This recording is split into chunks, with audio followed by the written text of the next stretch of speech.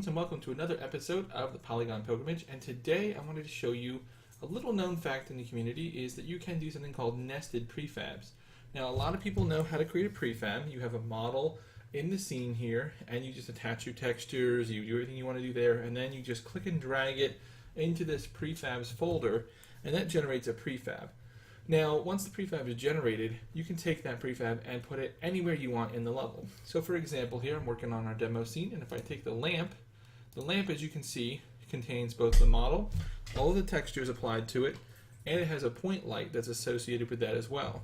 So if I grab this and just drag it into the scene, you'll notice that the lamp appears and the light is already attached where I want it to be, so the light shines as it should, and everything looks fantastic.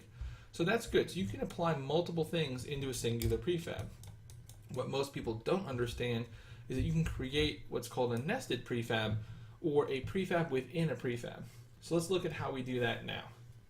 Alright, so for example, I have these several pieces here that are part of the air duct system. As you can see here, the air ducts, and I've got them all set up. And what I've done is, this is my A configuration for this apartment.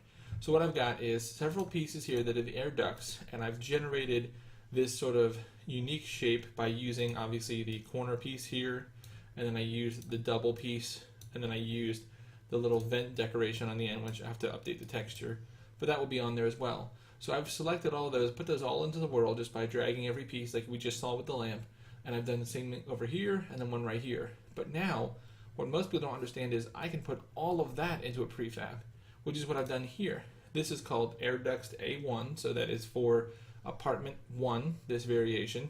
And as you can see in the little preview here, it might be a little difficult, you can see that we've got this long piece here, the little part here in the corner. There they all are. So this is all one piece. So if I go into my section here and I choose it, here it is in the scene. If I move it, you see they move all as one piece, okay? And you'll notice that they're highlighted here. That means this is all part of one prefab. So I could add to this and update the prefab, but I can also create a new prefab. So what I'm going to do is come over here, I'll show you how I did it. We're going to say game object, create empty. I'll hold down the V key on this and snap this to the corner of the apartment. This way I have a registration mark, I know exactly where everything's going to line up. So I have that there now. So now what I'm going to do is drag and drop a couple of prefabs into the scene. I'm not going to worry about where they're at or what they're looking like. We're just going to choose them. So there we go. We got those two.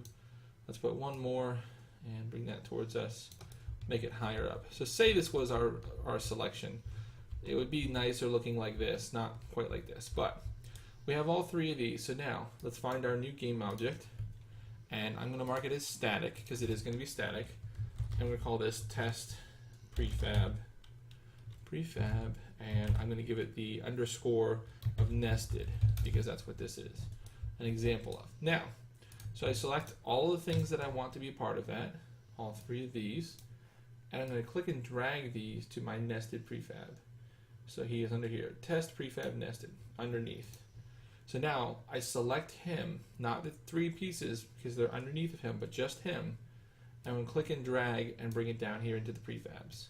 Now as you can see, here's my preview, and I have that all set.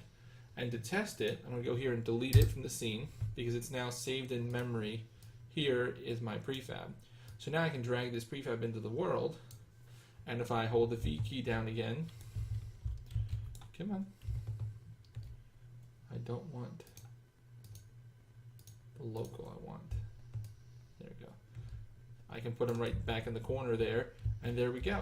So now it's exactly as I laid it out. So that's what I have going on here with these. So now if I have an A there, I think I have another A variant down this way, I can just copy and paste basically the entire apartment.